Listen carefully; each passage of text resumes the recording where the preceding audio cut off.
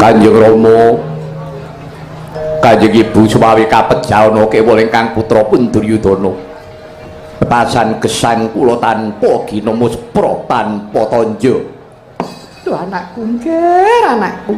Duryudana, aja banget-banget. Anggonira nalangsa lenggah kang prayoga. Sira iku Narendra Gong Binetara, tedhaking wong tapa turasing andana warih, dudu tedhaking wong Sudra Sampali sarta sira cukup ngendari. Aja banget-banget. Anggonmu ngalembana nguja marang anak. Kowe kuwi ora krasa.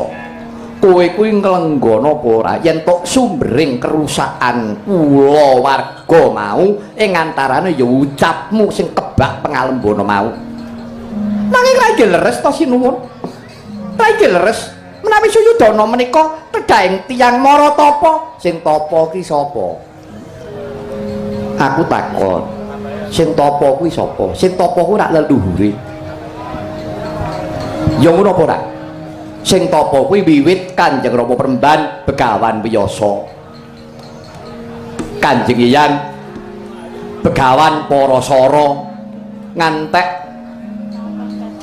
tekan pepunden trah satwarga pancen bener. Yen to kuwi tedhaking wong Maratapa. Ning bang tekan Duryudana apa kulina Tarakbrata?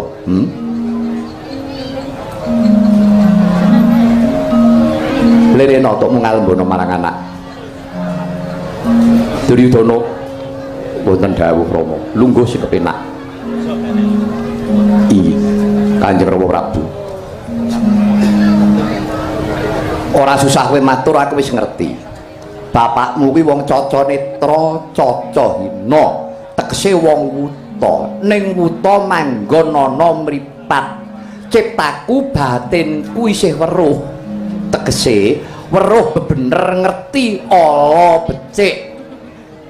Iki becik tak tindakake, iki ala tak singkiri. Bapakmu isih ngerti nadyan aku iki wuta. Ning bareng tekan anak-anakku, piye dadine lelakon? Ngerti iki kleru kok diterjang. Iki elek kok dilakoni. Kulo negaramu ora tentrem. Negaramu rusak.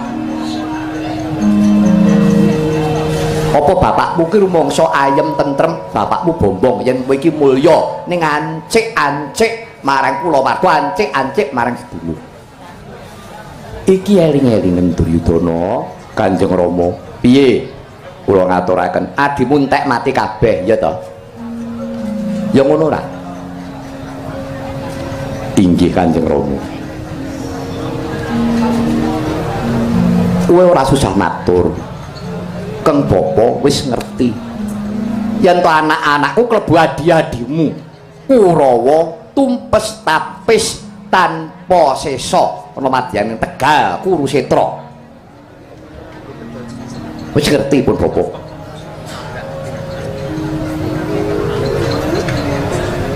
Coba saiki aku tak takon. Iya, ndang menapa? Senggune ning ora iki. Wonten Rama. Eneng wonten. Nek endi? Menika wonten wingking. Sengguni.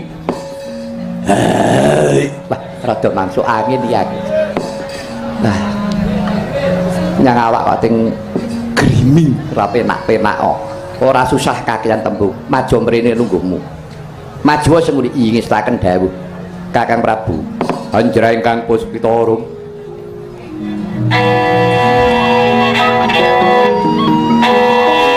Kasiliring samirana mre sembuni wonten timbalan iki ngadhawuh Koko Prabu.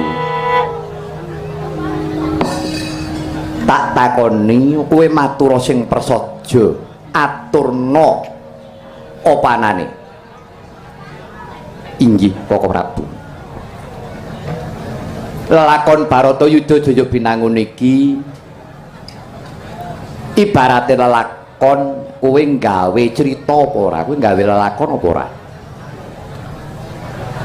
Lelampahan iki kados pundi Kakang? Sing ngrusak turune Sang Wyasa iki sapa ayo? Wiwit Kurawa lan Pandhawa isih cilik-cilik wis mbok ajane ora rukun. Jagat saisine iki wis nekseni marang tumindakmu kang hambek culika candala dahwen upen jahil metakil akal ukil. Kelakuanmu kelakuan pukil iki ya kaya kowe kuwi. Mula ndi to wong nonton wayang semene akeh kok seneng karo Sengkuni niku ndi to?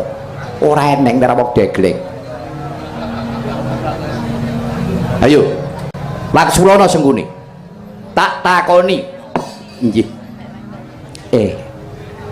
Awak kene lagi apes. Suket godhong kayu dadi mungsuh. Yen perlu kanca gulang-gulung tunggas bantal tegel lan mentala. Apa ya awakku kira ning apike ta iki? Apa kira-kira wong sejagat iki sing elek banget iki Sengkuni mung awakku dhewe? Apa kira-kira wayang sekotake sing elek dhewe iki ning aku? Lah yen kowe kuwi apikmu ki ning endi? Apikmu manggone ning endi Sengkuni? Inggih. Sae ingkang culika ning tanggal jawab ketimbang bisa anak-anak ning mboten ngopeni. Hus, cangkemmu. Aja wacan ngucap ke Sengkuni. Sabar Kakang. Ampun duka rumiyin. Monggo dipun petang kanthi jangkep. Dipun enget-enget kanthi wening. Atur kula menika ada dasar kasunyatan boten ngawu gawar. Cobi monggo dipun penggalih rumiyin. Kurawa menika putranipun sinten? Lah ya anakku ngono piye dan apa piye? Kurawa ki anakku. Lajeng tanggal jawabipun tiyang anak-anak menika kados pundi? Apa mung nyithak tok? Apa mung jelingkrak-jelingkrik tok? Lah rak boten mestinipun sak sampunipun peputra lajeng kagula wentah ngantos diwasa madosaken kamukten menika tanggal jawabipun tiyang sepuh ing mangka putra paduka menika cacahipun 100. Sak mangke monggo kula dherekaken ngenget-enget sejarahipun Duryudana jumeneng ratu wonten Ngastina menika sinten ingkang ngrekadaya ngrekayasa kula Kakang. Klebet Kurawa Citraksa Citraksi Durmagati dados pangeran pati sing dadoske sinten? Kula. Sabab menapa?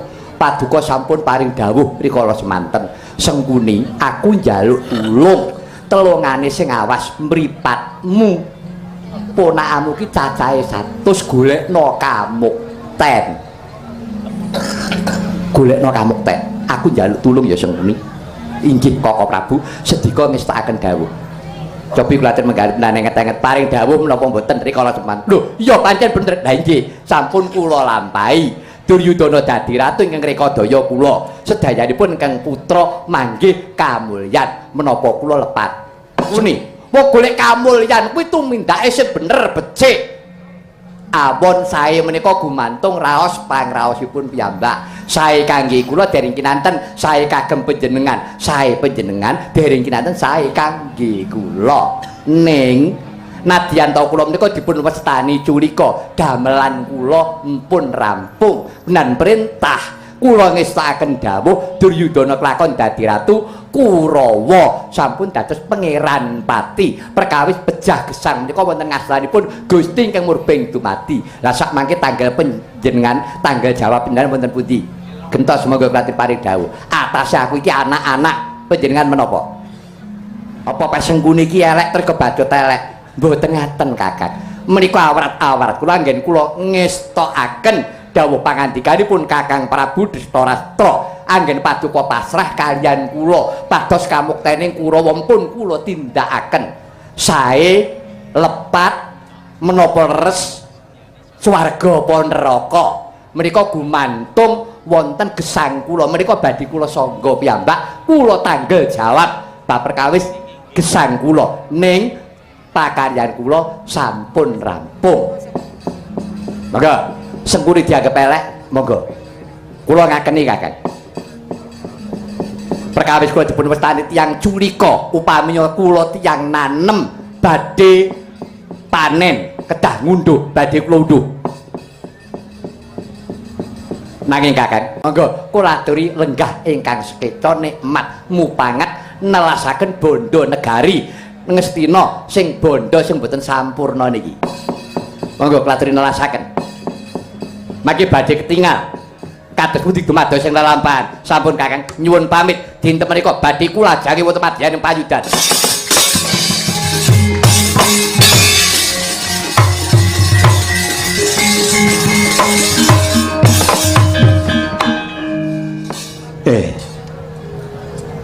tak pikir-pikir tak gagas-gagas yo ora sak wutuhe Sengkuni iki luput ora sak wutuhe Sengkuni kuwi kleru sing tak pikir-pikir sing kleru kuwi malah panjenengan ingsun Gendari wonten dawuh mengko mangsane luput apa ora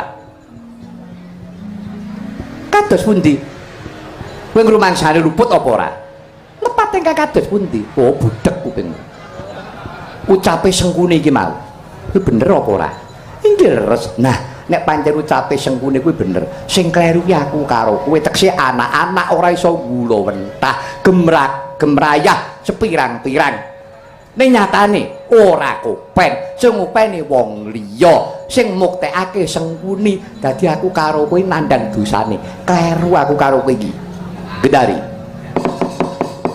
mau krungu ucape Pakmu cilik Sengkuni mau ih mireng Rama sak krungumu sing muktekke kowe kuwi bapakmu apa Sengkuni iya yang madosaken kawukten paman Sengkuni nah bener